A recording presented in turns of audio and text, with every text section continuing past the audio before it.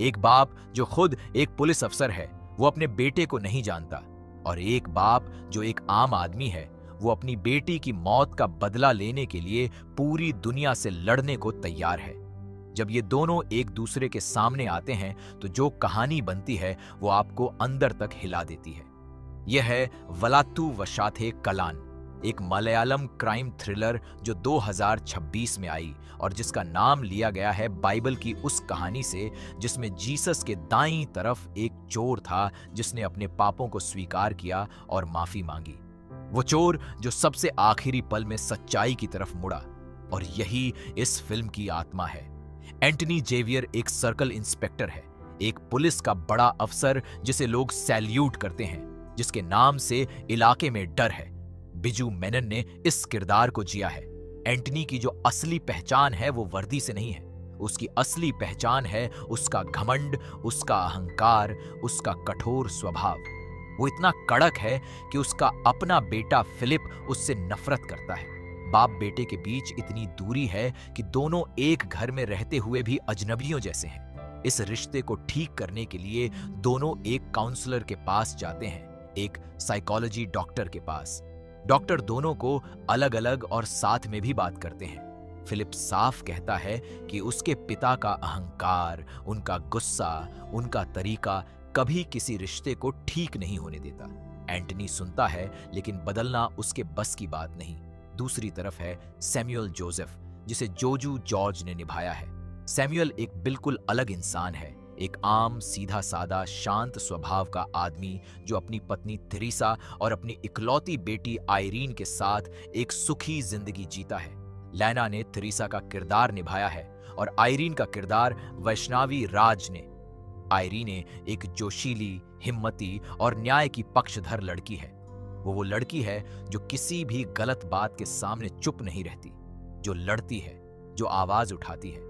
कहानी का पहला मोड़ आता है जब एक लड़की एंटनी के पास आती है शिकायत लेकर। उस लड़की के साथ उसके स्कूल के एक लड़के राजीव ने बुरा बर्ताव किया था, उसकी इज्जत को ठेस पहुंचाई थी। लड़की न्याय मांगने पुलिस के पास आई, लेकिन एंटनी ने क्या किया? एंटनी को पता था कि राजीव के पीछे बड़े, ताकतवर और इन्फ्लुएंशियल लोग हैं। एंटनी ने उस लड़की की बात सुनने के बजाय उसी को गलत साबित कर दिया। उसने कहा कि वो लड़की खुद राजीव के साथ रिलेशनशिप में थी, कि वो उसके दोस्त सीजो के साथ भी करीब थी, तो राजीव का कोई कसूर नहीं। ये सब झूठ था। ये सब ताकतवर लोगों को बचाने के लिए एंटनी का एक करप्ट कदम था। उस लड़की को न्याय नहीं मिला, और तब उस टूटी हुई लड़की की मां और वो खुद जब वहां से निकली तो बाहर आयरीन खड़ी थी। आयरीन उस लड़की को जानती थी, उसकी दोस्त थी, और उसने देखा कि वो अंदर से टूटी हुई बाहर आई है। आयरीन ने उस लड़की और उसकी मां से पूछा कि क्या हुआ। जब उसे पता चला कि पुलिस ने न्याय नहीं दिया तो आयरीन के मन में एक आग जल उठी। आयरीन ने कहा कि वो इस बारे में कुछ नहीं करेगी। यह सुनकर उसकी मां ने उसे चुप रहने को कहा और वो वहां से चली गई। लेकिन आयरीन का दिल नहीं माना। जब वो दोनों एक ऑटो रिक्शा में जा रही थीं, तभी एक बड़े वाहन ने जोर का हॉर्न बजाया। ऑटो धीमी हो गई और उस लड़की ने घबराकर ऑटो से बाहर कदम रखा और उसी पल वो बड़े वाहन की चपेट में आ गई। एक पल में वो लड़की जिसे न्याय नहीं मिला था, जिसे एंटनी ने बेरहमी से ठुकरा दिया था, वो जिंदगी से ही चली गई। आयरीने के हाथों में उस लड़की ने आखिरी सांसें लीं। उस पल आयरीने ने जो देखा, जो महसूस किया, वो उसे बदल गया। आयरीने ने उसी वक्त ठान लिया कि वो न्याय के लिए लड़ेगी। उसने कहा, मैं उस कहावत में विश्वास रखती हूं कि देश तुम्हारे लिए क्या करेगा ये मत सोचो, बल्कि तुम देश के लिए क्या कर सकते हो ये सोचो। वो अपनी लड़ाई खुद लड़ेगी। आयरीन के इस जोश ने, इस हिम्मत ने उसे एक बड़े खतरे की तरफ धकेल दिया। एक रात आयरीन गायब हो जाती है। सैमुअल और थेरेसा पागल हो जाते हैं। कहां गई वो? किसने क्या किया? और फिर जो मिलता है वो सबसे दर्दनाक सच है। आयरीन की लाश मिलती है। पोस्टमार्टम रिपोर्ट बताती है कि उसके सिर पर किसी भारी चीज से बहुत जोर से और गहरी नफरत के साथ वार किया गया। यह कोई आम मर्डर नहीं था। यह एक जानबूझकर क्रूर, घृणा से भरा कत्ल था। सैमुअल का दिल टूट गया, उसकी दुनिया उजड़ गई। उसकी इकलौती बेटी, उसका जीवन, उसकी खुशी, सब कुछ एक पल में छिन गया। लेकिन सैमुअल रोया नहीं, वो टूटा नहीं, कम से कम बाहर से। उसके अंदर एक तूफान उठा था, एक ऐसी ठंडी आग जो दिखती नहीं लेकिन सब कुछ जला देती है। सैमुअल ने साइकियाट्रिक ड्रग्स लेना शुरू किया, जो बताता है कि वो कितने बड़े मानसिक दर्द में था। लेकिन उसका मन एक ही बात सोच रहा था, न्याय। और अगर व्यवस्था न्याय नहीं दे सकती तो वो खुद न्याय लेगा। इधर सीसीटीवी फुटेज सामने आता है जो पूरी कहानी का रुख बदल देता है। उस फुटेज में एंटनी दिखता है आयरीन की गाड़ी के पास, उस रात जब आयरीन गायब हुई थी। आयरीन का एंटनी से झगड़ा हो रहा है। आयरीन कह रही है कि एंटनी नशे में है और वो उससे बात नहीं करना चाहती। लेकिन एंटनी उसकी गाड़ी में बैठ जाता है और गाड़ी किसी अनजान जगह की तरफ जाती है। और फिर एंटनी उस दुकान के सीसीटीवी फुटेज को भी गायब कर देता है। दुकानदार को धमकी देता है कि किसी को बताना नहीं। ये फुटेज एंटनी को सीधे आयरीन के मर्डर से जोड़ता है। एक और फुटेज आता है जिसमें एंटनी राजीव के साथ एक बार में दिखता है। राजीव वही लड़का है जिसने उस लड़की के साथ बुरा किया था, जिसे एंटनी ने बचाया था। तो एंटनी और राजीव के बीच क्या रिश्ता है? क्या ये दोनों मिले हुए हैं? पुलिस के बड़े अधिकारी एंटनी को आयरीन के मर्डर की जांच से हटा देते हैं क्योंकि वो खुद एक सस्पेक्ट बन गया है। डीवाईएसपी फरोसे इस केस को संभालता है। लेकिन असली कहानी यहां शुरू होती है। सैमुअल अपनी जांच खुद कर रहा था और उसने जो पता लगाया वो पुलिस रिकॉर्ड से भी ज्यादा गहरा था। सैमुअल ने राजीव को एक बैग के साथ किसी जगह रखा, कैमरे में कैद किया और फिर 2 शिकारी कुत्तों को उस पर छोड़ दिया। यह देखकर दर्शकों को पता चलता है कि सैमुअल किसी भी हद तक जाने के लिए तैयार है। वो एक टूटा हुआ बाप है जिसके पास खोने के लिए अब कुछ नहीं बचा। और फिर आता है वो दिन जो पूरी फिल्म का सबसे बड़ा ड्रामेटिक पल है। सैमुअल सीधे एंटनी के ऑफिस में आता है। वो बैठता है एंटनी के सामने एकदम शांत और वो कहता है कि अगर एंटनी यह कबूल नहीं करता कि वो आयरीन की मौत का दूसरा कसूरवार है तो वो फिलिप की लोकेशन नहीं बताएगा। फिलिप, एंटनी का बेटा, जो अब किसी बंद जगह पर है, एक बंद कमरे में जहां उसकी सांसें गिन रही हैं। एंटनी चौंक जाता है। उसका बेटा, उसका फिलिप, सैमुअल के कब्जे में है। एंटनी गन उठाता है लेकिन सैमुअल मुस्कुराता है और उसने जो पॉइजन लिया है उसे दिखाता है। कहता है कि 5 मिनट में मर जाएगा। अगर एंटोनी ने उसे मारा तो फिलिप की लोकेशन कभी नहीं मिलेगी। एंटोनी को एक क्लू मिलता है, एक फोन नंबर। वो नंबर फिलिप का निकलता है लेकिन फिलिप उसमें लोकेशन शेयर नहीं कर पाता क्योंकि वो पुराना फोन है और बैटरी भी खत्म होने वाली है। फिलिप एक बंद जगह में फंसा है और बाप को उसे ढूंढना है। टाइम टिक कर रहा है। जांच आगे बढ़ती है। पुलिस को पता चलता है कि सैमुअल एक और पुराने केस से जुड़ा है, एलिजाबेथ नाम की एक लड़की की मौत का केस जो अलुआ में हुई थी। उस केस में असली कातिल को एंटनी ने बचाया था। एंटनी ने एक निर्दोष आदमी मुस्तफा को उस हत्या का दोषी बना दिया था ताकि असली कातिल, जो एक एमएलए का बेटा था, बच सके। एमएलए के पैसे और ताकत ने एंटनी को करप्ट बनाया था। मुस्तफा को सजा हुई, कोर्ट ने उसे गिल्टी माना और असली कातिल मजे से घूमता रहा। सैमुअल ने यह सब पता लगाया था और उसने एक काम किया जो बहुत बड़ा था। उसने उस एमएलए को पकड़ा, उसे कुर्सी से बांधा और उसकी लाइव कन्फेशन सोशल मीडिया पर डाल दी। उस कन्फेशन में एमएलए ने खुद कबूल किया कि उसने एंटनी को पैसे दिए थे अपने बेटे को बचाने के लिए, कि मुस्तफा निर्दोष था और उसे झूठा दोषी बनाया गया था। यह कन्फेशन पूरे सिस्टम को हिला देती है। जो सच कोर्ट में सामने नहीं आया वो एक टूटे हुए बाप ने सोशल मीडिया पर सबके सामने ला दिया। अब एंटनी को एक और क्लू मिलता है।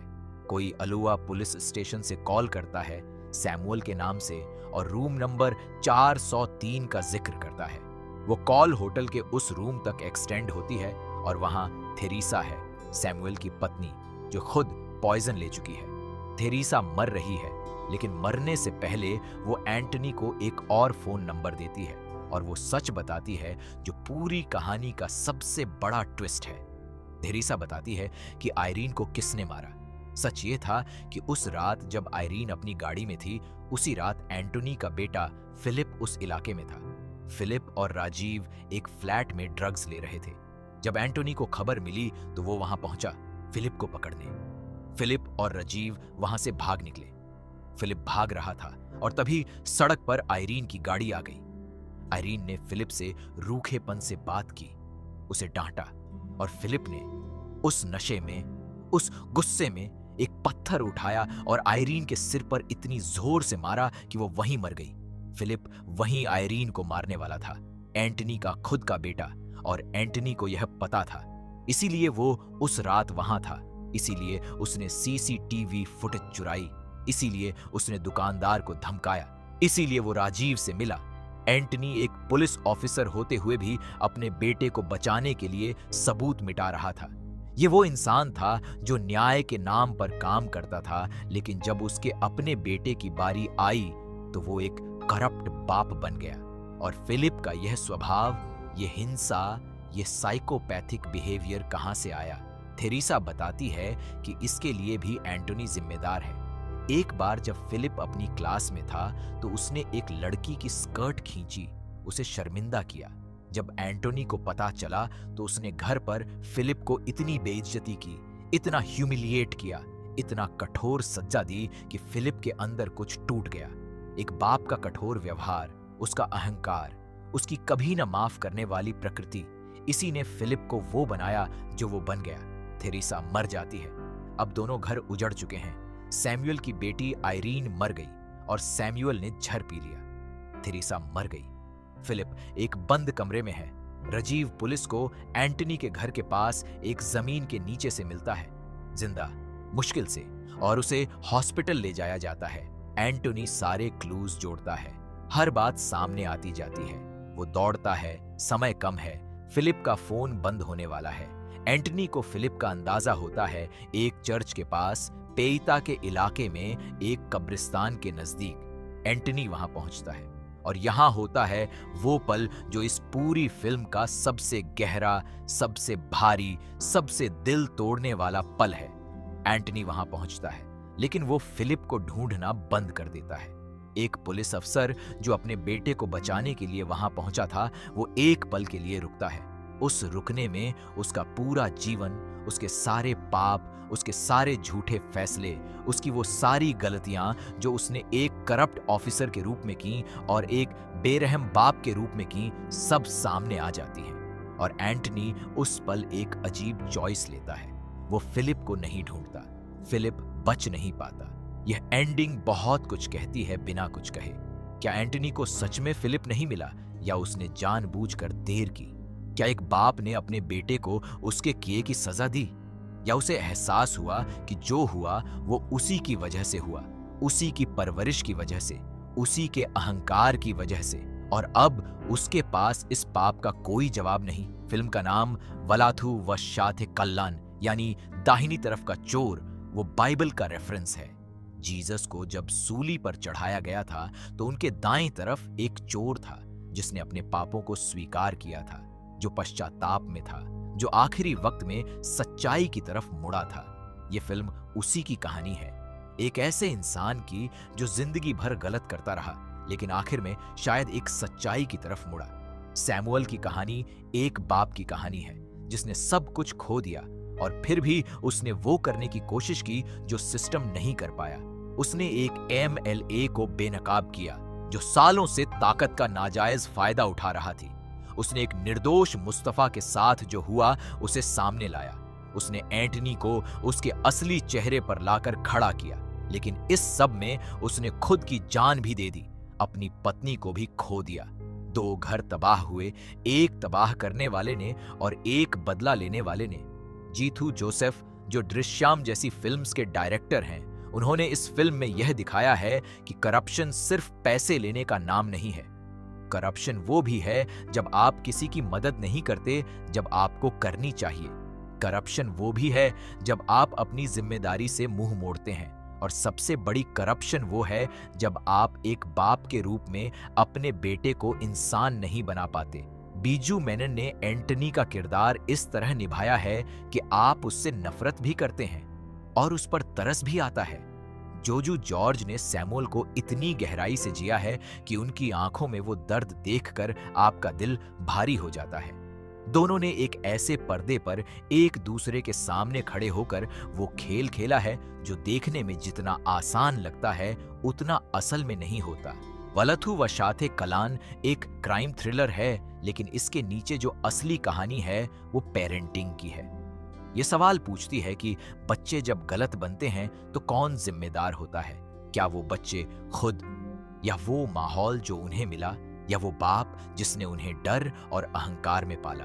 ये फिल्म कहती है कि एक बाप की कठोरता, उसका घमंड, उसका न माफ करने का स्वभाव, ये सब एक बच्चे को तोड़ देता है, उसे अंदर से खाली कर देता है और उस खालीपन में कभी कभी बहुत खतरनाक चीजें भर जाती हैं। और जब वो खतरनाक चीजें बाहर आती हैं तो दो परिवार उजड़ जाते हैं, एक हत्यारे का और एक शिकार का। अगर आपने यह फिल्म देखी है तो कमेंट में बताइए कि उस आखिरी सीन ने आपको क्या सोचने पर मजबूर किया, और अगर नहीं देखी तो जरूर देखिए। इस वीडियो को लाइक कीजिए, हमारे चैनल को सब्सक्राइब कीजिए और नोटिफिकेशन बेल दबाइए ताकि ऐसी ही कहानियां आप तक पहुंचती रहें।